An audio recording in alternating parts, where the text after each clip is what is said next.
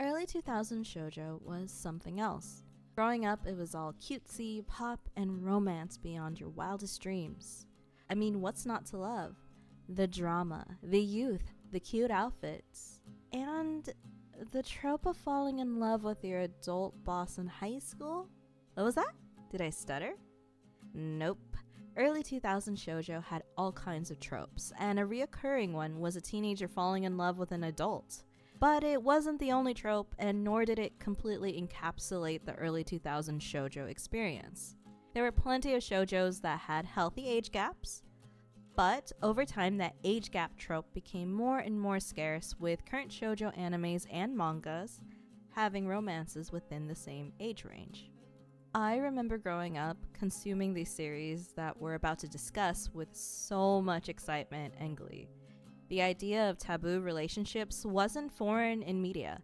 A pretty common example was Pretty Little Liars, where Lucy Hale was in a dangerous relationship with her teacher. But that doesn't mean looking back at it, it'll stop you from looking at it fondly. While I still do think back on these series from time to time, it doesn't mean I don't recognize the glaring red flags. But I was just a girl, and a girl does what a girl does: obsess over anime men and women. I'm not bringing up the age gap trope because it'll be the main point of discussion amongst the manga we're going to discuss today. It's just one of those tropes that I noticed among a couple of the mangas we are going to talk about.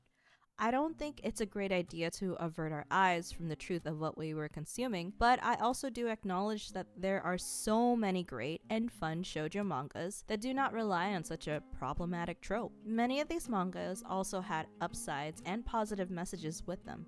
Situations dealt with in an interesting way. Many stories of using empathy and kindness to conquer all, similar to Disney princesses in a way. So, I wanted to talk about 5 of the shoujo series that permeated my brain. This doesn't mean they were my favorite, but I did find them interestingly memorable. So, my investigators, please join me on this special bubbly case with a cup of coffee or tea, and we'll dive right into some interesting love stories. Oh, and just a quick reminder, there will be spoilers while discussing these manga series. It might not be fleshed out entire spoilers, but there may be major portions that are spoiled, such as endgame couples or plot points. So please keep that in mind while we discuss. We do get into pivotal moments, and we may not get too in depth with them, but we do mention them. So I do hope you can still enjoy these series with that in mind, but if you haven't checked them out, please check them out at your own discretion. Let's begin. Edward Cullen Hu. Karen Maka was my girl. Chibi Vampire is a series published around 2005. It was originally called Karen, based off of our main girl, but changed to Chibi Vampire when it was published in the United States by Tokyopop. Oh, Tokyopop, how far you've fallen. Anyway, it's now published under Viz Media. So Chibi Vampire, or Karen, is about Karen Maka, a vampire with an unusual ability. Instead of needing blood to live, she produces blood. So to release the blood, she must bite someone. Typically, when a vampire bites someone, they have the ability to make them forget. But sadly, Karen doesn't have that ability, so she needs Anju's help to do that. Karen is also able to move around in the daytime, since she's not like all the other vampires. So otherwise, she's kind of seen like a normal girl. But one day, a fellow Kenta Usui, a boy with the scary eyes, appears in her class and is a new student and has become Karen's Bella. They are the original Twilight couple. Like Bella and Edward Hu, Kenta causes Karen to increase her blood production, and Karen's brother Ren finds him to be a threat and attempts to erase his memories. Vampires are not to be known to mortals, but Anju, the sister, decides to bat for him since Karen needs someone during the day to help her, since the family cannot. With this in mind, the crazy love story ensues. A love story filled with goofs, gaffes, tragedy, and vampire politics. The Maka/Marker family is a funny one. Henry Marker is Karen's dad, is an overprotective sort. Clara Marker is Karen's mother, and they have a complicated relationship since Karen isn't a normal vampire. And Yumaka is Karen's little sister and biggest confidant and supporter. Thanks to her help, Karen is able to live a normal life and supports Kenta being by her side. Renmaka is Karen's older brother. He has a fear of their grandmother because of a traumatized childhood. And sadly, Karen looks exactly like her grandmother, so it causes a little bit of strain in their relationship, but he still cares for his little sister. Elda Marker is Karen's grandma and basically twin. She cares a lot for Karen. And then we have the main love interest, Kenta Isui, a boy with the scary eyes and a strong conviction to protect Karen. And we also have her best friend Maki, Tokito. She's a normal human. She's someone who doesn't know her secret, but is a true friend through and through. Chibi Vampire is an interesting anime/manga. It tells you the story of Karen's trials and tribulations and the love story that blooms between Kenta and Karen. It's definitely a series that's targeted to older teens, being 16 up, since a majority of the jokes revolve around Karen's boob size. It's made a huge point, emphasized especially in the scenes with Grandma Elda Marker. Elda Marker is flat as a board, no offense, so she makes it a point that Karen has big boobs and that it's the only defining feature that makes them different, or makes fun of her, or is very envious of her. There's a lot of scenes of her groping her granddaughter. That's a whole different story.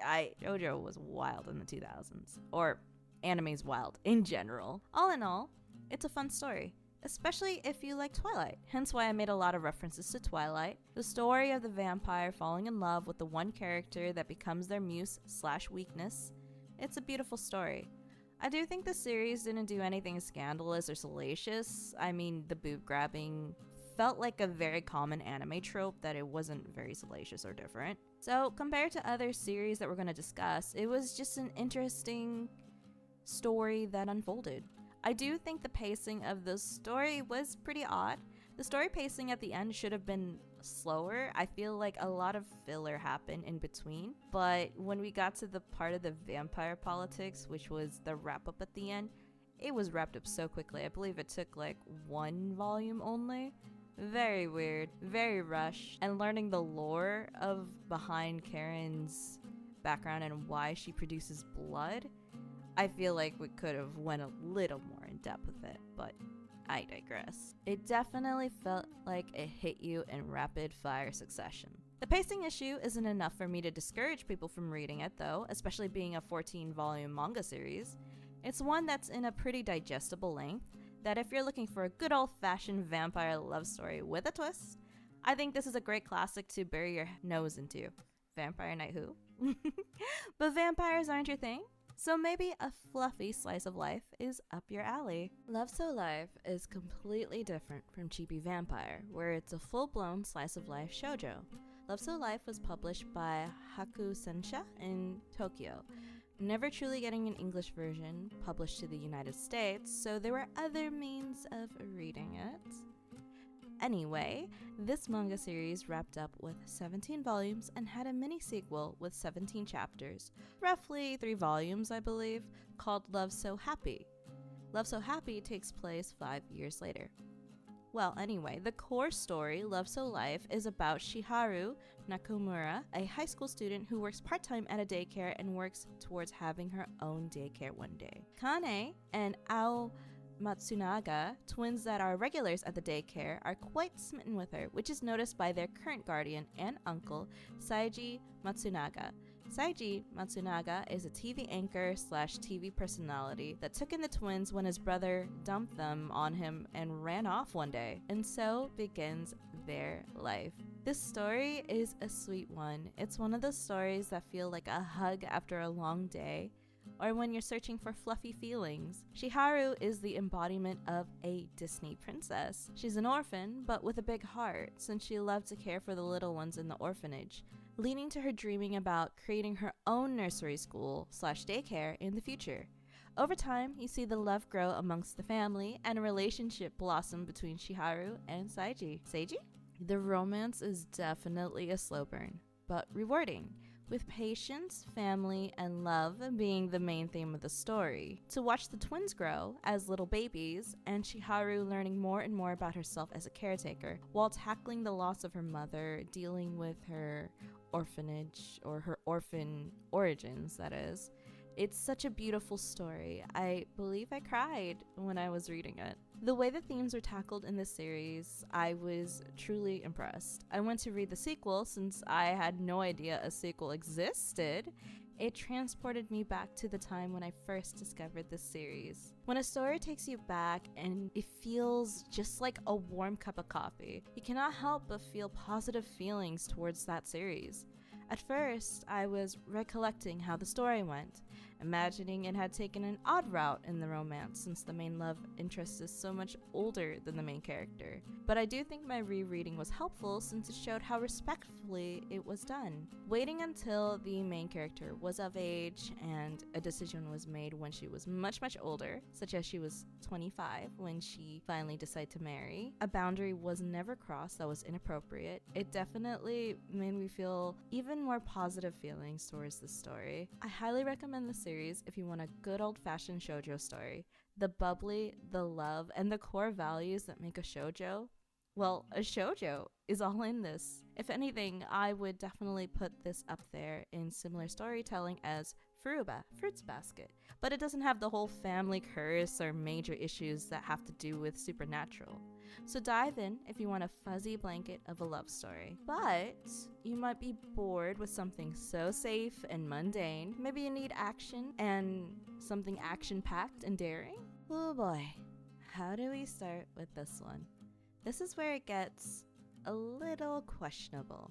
Dengeki Daisy is a shoujo manga series that debuted in 2007 and ran until 2013.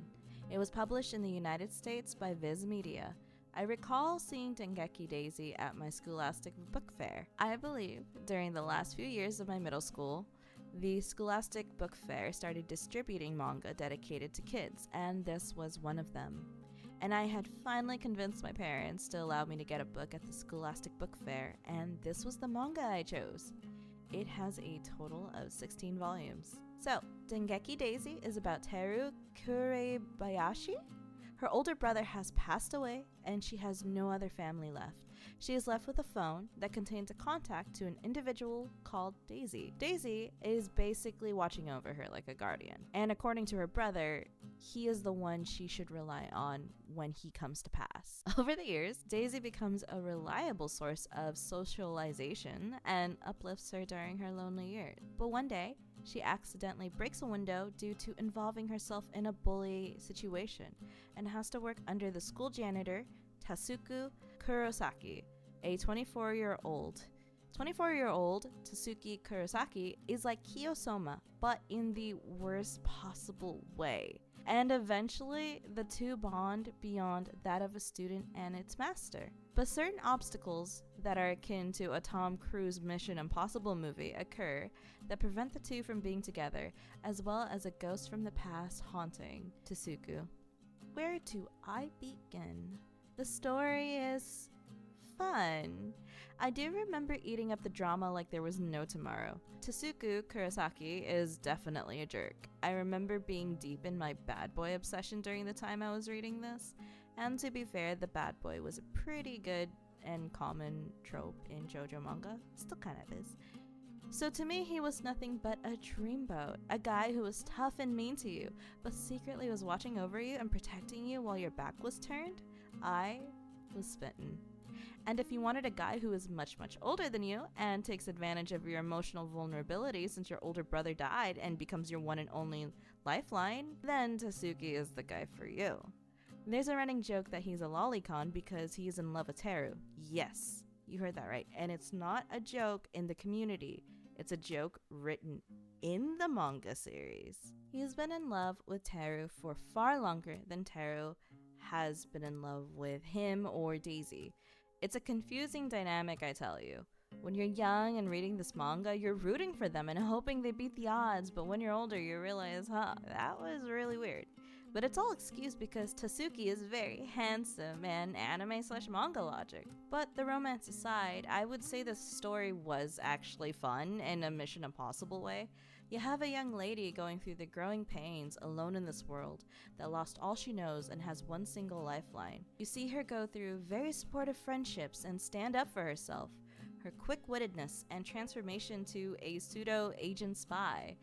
The missions definitely take a James Bond approach turn for the better. I think the action sequences made the story a lot better and a lot more digestible. Overall, my thoughts on this manga are still pretty positive. I have only happy memories of how crazy and fun this story was. The cast was lovely and it was one hell of a ride. When it comes to the romance, I would say it's one of those stories that may not have aged well. Well, no, it definitely didn't age well. But at the same time, I can't help but still find the story to be a fun time. I mean, what the heck?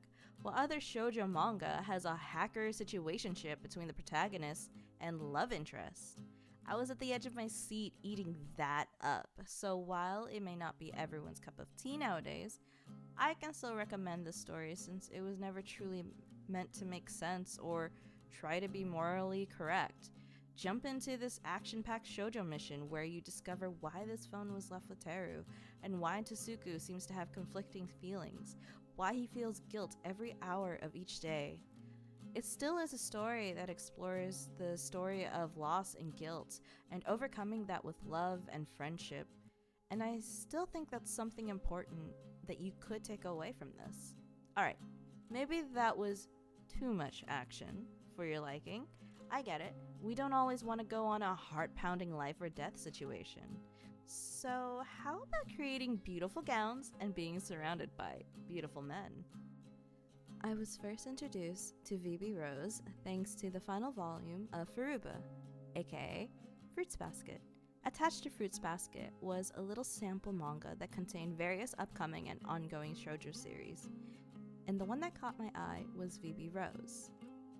At first, I thought it was also by the same mangaka, only to find out years later it actually wasn't.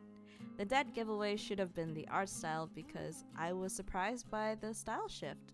But this is one of the most beautiful manga I have ever read. Okay, it isn't the prettiest because there have been so many beautiful mangas like Nana, Cardcaptor, Sakura, which had Atelier and many, many more, but you get what I mean. VB Rose is about Agiha Shiroi? I don't think I'm going to say her name correct, so I'm going to say Agaha, an aspiring designer that loves all things lace, frills, and especially wedding. Her older sister Hibari is pregnant and marrying someone she finds dull and doesn't approve of, but results in injuring the hand of one of the designers of the bridal store. To make up for this blunder and apologize to her sister, she volunteers to help every day after school. Yukari Aritsaka, one of the owners and designer, protests against it until the injured co-owner and partner Mitsuya Karomine encourages it and shows off a bag that Agaha herself created and assures them both that it will work out since she is skilled. This is a story filled with frills, beautiful thrills, and workplace romance. It is like a cotton candy in a dainty little teacup. I remember the day I got my hands on the whole series. I was elated. I sped through this fluffy story in no time flat. We watched Agaha grow from a bratty young girl to a lady who has a strong work ethic and a kind heart. Being a junior in high school, she is still going through the motions, especially the motions of first love. Workplace romance is a pretty common trope used in fiction. It's a great base that can create tension and intrigue. Though I will say, just like Dengeki Daisy, it is another big age gap situation. While we don't have Agaha's exact age, she is confirmed to be a junior in high school, while Yukari Aritsaka is 22. Again, this doesn't really mean it exactly aged well as a series, but that doesn't discredit the beautiful art style and storytelling.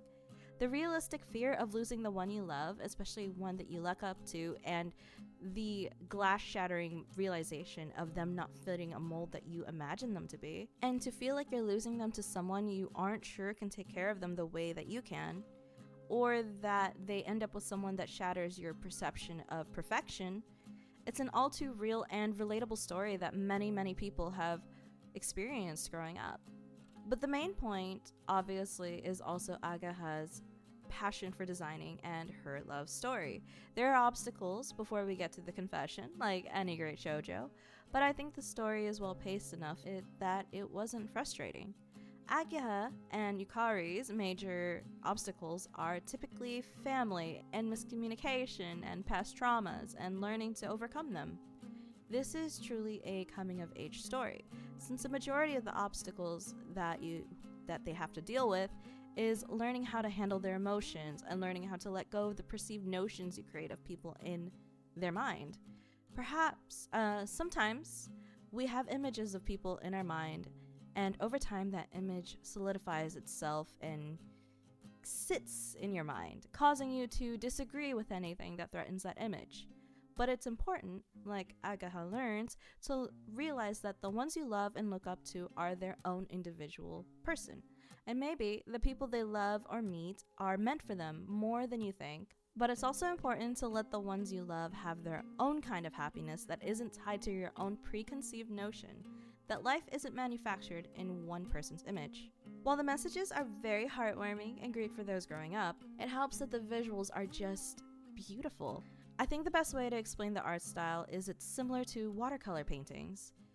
Watercolor paintings are simplistic but airy, with elegant accents. In this case, the emphasis is on the outfits and designed items like toys and bags. The focus, of course, is on the design aspect, since it is a fashion shoujo story. So it's not surprising that clothes are the ones that are going to have the most details compared to the person itself. But the people are drawn like models as well, so that makes the outfits pop out even more. Very model-like aesthetic or very model-like features, with them having very long proportions body-wise, just like most models do in the real life.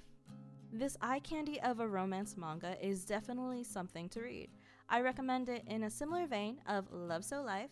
It's not as innocent or fluffy feeling, but also not super angsty or anguishy. It's just real and beautiful. You definitely won't be disappointed if you want something that screams early 2000s, because this is that. But what about maid cafes? That was a huge part, and still is, a huge part of otaku/anime culture. Well, the next one we discuss is all about things cafe and school life. Big staple of otaku, or as the modern day calls it, weeb culture, are maid cafes. Maid cafes are fun cafes where a customer is treated like a quote-unquote master, and a display is put on from the servers, aka the maids. A little show is thrown, like a magical spell to make the food cute or delicious, pictures, fun little rituals, and more. So you can only imagine that Kaichou Wa Maid-Sama, or I just call it Maid-Sama to be honest, a manga that ran from 2005 to 2013. Wait, 2013? I graduated the year after. Man, time really is just a concept. Anyway, before I spiral out, Maid-Sama is a shoujo manga published by Tokyopop, and in the future was redistributed by Viz Media. It's about a student council president called Misaki Ayuzawa. She's a big figurehead for the female demographic for her newly co-ed school, Saika High. Saika High used to be a primarily all-boys school filled with rowdy students, but when Misaki became president, she put everyone in their place and worked to make it a more safe environment for the girls and teachers.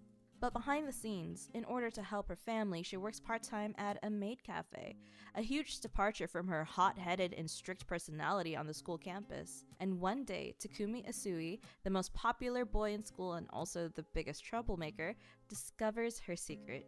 Asui decides to keep it a fun little secret and becomes a regular at the cafe, developing an interest and love for the peculiar student body president maid, much to Misaki's dismay.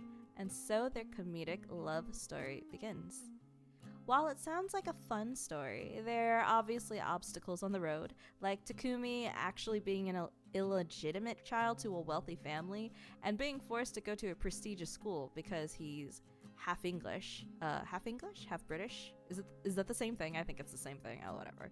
But despite this, they overcome and fall in love and marry many, many years later. It's so beautiful and bittersweet to have watched a manga unfold for many, many years before your eyes, especially growing up with one. Misaki grows a fun little club, like a little club following, since a few delinquents learn of her secret as well, but join Takumi in keeping it a secret because they really admire the president for what she does. and become regulars as well to support her, which is really funny. Overall, the message of female empowerment during the early 2000s was strong with this story. It always struck a chord with me when it came to female characters I would constantly look up to or find reliable. It wasn't that Misaki was perfect, she was far from it, but she always got back up and threw a big middle finger to fate when it was trying to tear her apart from the ones she loved or from what she chooses to do or what she wants to be. When it was revealed that Takumi was from a rich family, she didn't buckle her knees and cave to the pressure of Takumi being sent away, or his social standing, or his family threatening him. She fought to keep her place with him, and proving that she was perfect as his partner, even without a social standing. She becomes a diplomat in her own right, creating her own place in society, just as high-ranking as Takumi, who becomes the Royal Doctor of Britain, or a pretty reliable and popular doctor in Britain. Takumi also represents the dreamboat of the early 2000s in shoujo, smug and blonde. I mean, look at Cloud Strife. And Tamaki Soo from Ouran High School Host Club. We'll talk about that anime another time because I actually never got to read it or watch it before, so I'm actually catching up. Takumi comes off cold and cool, but with Misaki, he learns to open up and trust. Even keeping a watchful eye on her, protecting her in ways she can't protect herself, and never betraying her trust. Rather, wanting to keep her to himself, but hey, he learned how to keep a secret and he learned to... Okay, no, he didn't really learn to be less controlling. Well, he wasn't, like, necessarily controlling, he just, like, he did spoopy stuff, okay? Takumi. There are so many heartwarming characters and side stories that span the entire 18 volumes and 26 episodes in the anime. It will keep you on the edge of your seat wanting more, or pretty intrigued. I feel like this is such a beautiful encapsulation of the early shoujo era that blends into the more modern era, with the series ending fairly recently, like I said, in 2013. So if you're ever interested in a long romance slice of life series with diabolical twists and turns, a headstrong female lead, and a thirst trap male lead, then look no further than Maid-Sama. Going through all these series with you all reminded me of the good times I had with my nose stuck in these books, these mangas, these worlds. Early shoujo manga really did its best to celebrate girlhood with blossoming romances and drool-worthy male leads that made you wish they existed. While hindsight is 2020 with problematic themes, that doesn't mean you can't relive or enjoy these journeys to this day. Not everything is black and white. There is good in stories like Dengeki Daisy, with a story of surviving grief and loss, overcoming it and learning to love again. And the coming of age lessons in VB Rose, learning to accept things that aren't in your image can still be perfect for another person, or rather, the image you have of a person shouldn't be shoved onto them. It's not their burden to bear. And then we have positive stories like Love So Life, learning to love and being soft can still be a great strength while tackling grief. Chibi Vampire, a wacky journey of vampires and just kooky beans all over. And finally, Maid-Sama, a story of being true to yourself, holding your head high and getting through those high waters as yourself and really standing on that. Not every shoujo manga needs to have a profound story. It could be funny or silly. It could also be comforting and just a brain turn-off read. But that doesn't change that shoujo manga was always made to transport us to different worlds, teach us different lessons. And these just did that for me over the years, helping me grow, helping me learn, and helping me fall in love with the shoujo genre over and over again. And that's that. I still love shoujo manga, as you could tell, and I continue to read it from time to time. I also especially love consuming shoujo anime, so we'll talk about those next time. I think it's a genre that will always be comforting and beautiful. I mean, who doesn't love a fun girly pop love story? Thank you so much for discussing these wonderful stories with me. They felt like big, huge, small capsules of time. You know, it's been ages since I've revisited these stories, and it was such a fun way to do it. Can't wait to continue gushing and yapping about more mangas, more animes, and hopefully books in the future with you. As always, have a wonderful day or night. This has been the Chewy Detective Agency, and I thank you for helping me go through these case files. Have a wonderful one.